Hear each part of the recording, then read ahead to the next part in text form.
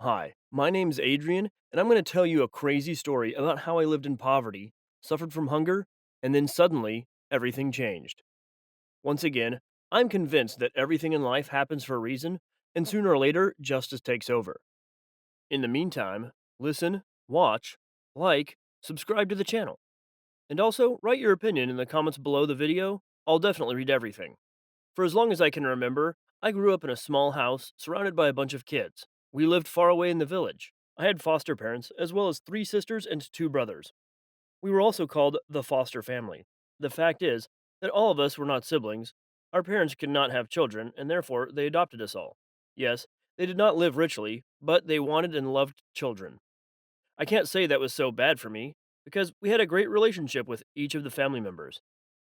I, like everyone else, wondered where I came from, who my parents were, and the only thing I had was a photo of my dad and my mom. I also kept it in my shirt pocket. When I felt really bad, I would look at him. The photo was old, of poor quality, or my father and mother were very young, probably just married. I knew nothing more about them. My foster parents said that I, like everyone else, was taken from the orphanage when I was very young. My mother fell in love with me at first sight, and it was a motherly, pure love. I was brought up, and that's how I grew up. My parents did the housework, we saved on everything, and I often wore my brother's old clothes because I was the youngest of them. We had our own daily routine. We woke up, washed up, had breakfast, and got to work. As you know, there's always a lot to do in the house. In the spring, we planted a field in summer, removed the weeds, watered autumn harvest, and winter clearing the snow, and I went with my father to town to sell the crops. We received few gifts. Sweets in the house were a luxury. We even sometimes had the water turned off due to non payment. Everyone in the village treated our family with condemnation. They didn't understand why parents should have so many children if they weren't able to feed them properly. But my brothers and I usually stood up for our family. Who cares? We didn't complain to anyone. My parents were working, and come on. But then something happened. Our dad got sick. Even that year, the harvest was very bad, and we had to get into big debts, and so my brothers and I decided to drop out of school and go earn money. It was hard, because there was almost no work in our district. So we talked to my mother and went to the city. At first, she was against it, but my father was very bad. We needed money to cure him, and Mom let us go. Each of us, on arrival in the city, immediately rushed to look for work. We were separated by long distances. Working in the same area as we planned did not work out, so we separated. We didn't have any phones to call, so we just agreed to come to the village for the weekend. I managed to get a job as a sales assistant in a tool shop. I knew quite well what they were and what they were for, because my father had taught me. I was quickly accepted and promised a good salary, and I was also allowed to spend the night in a special room with a bed, a sink, and a toilet. That's all I need. In this way, I was able to save on rental housing. I could come home and bring money, and my mother would buy medicine and food, and pay the bills. She was grateful to my brothers and me for trying so hard. I was pleased with myself too. It seemed the worst was over, but I was wrong. Two of my brothers went on an adventure. They messed with the wrong people, and now they're facing the law. I still don't know exactly what happened. In general, this meant that I was now the only breadwinner. So I started austerity, working late and running around at night to sweep the yards for money. I hardly ate, even saved soap, wore the same clothes, and sent all the money to my mother. So 3 months passed, and then winter began.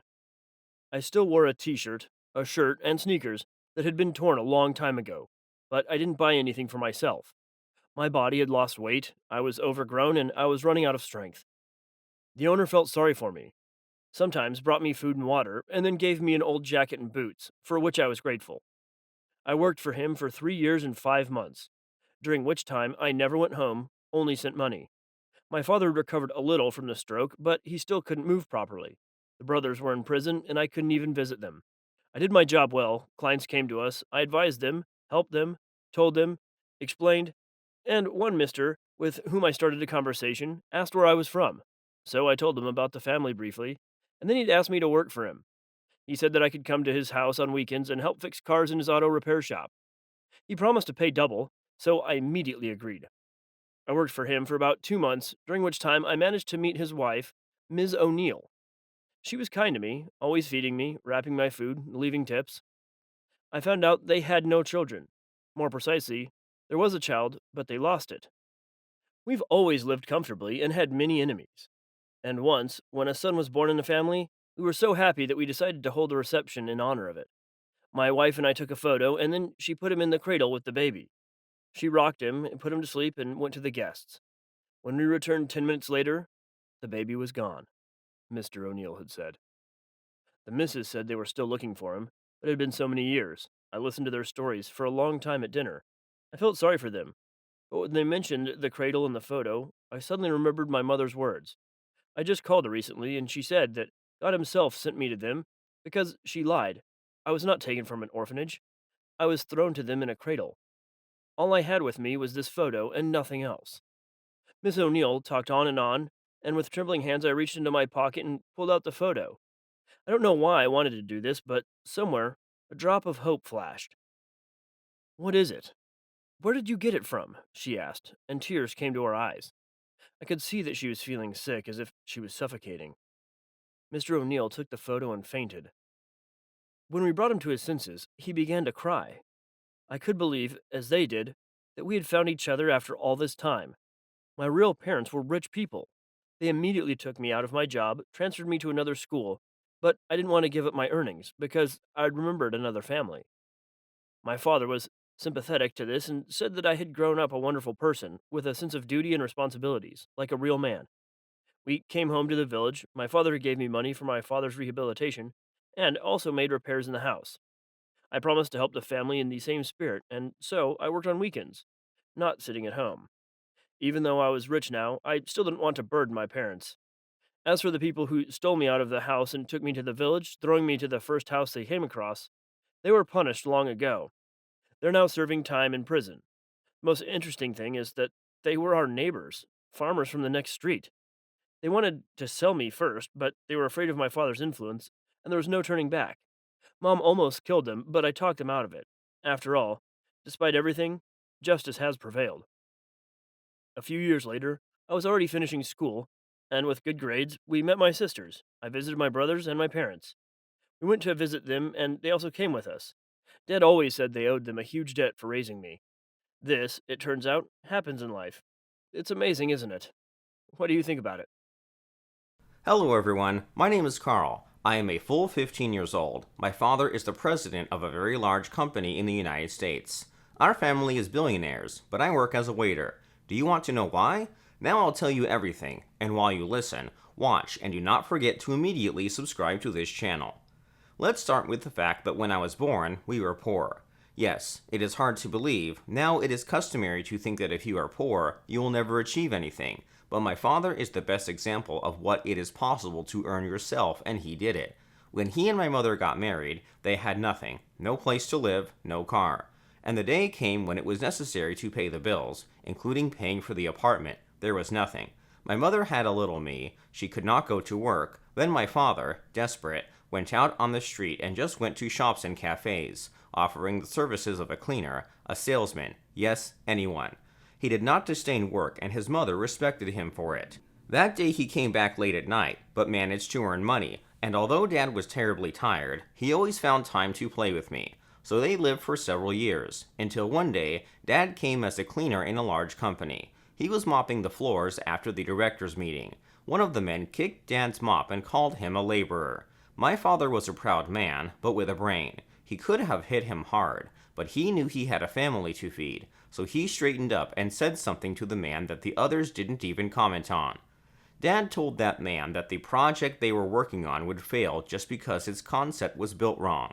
They were going to build houses for the poor and sell them. Dad himself lived in such conditions and knew perfectly well what amenities were really needed. The guy just laughed and said he wasn't going to listen to the janitor's opinion. The idea of the project is beautiful, Gillies, that it is led by a person who does not understand and is not educated, my father said. He turned on Dad. He was hurt in front of his supervisor, and that offended him the most.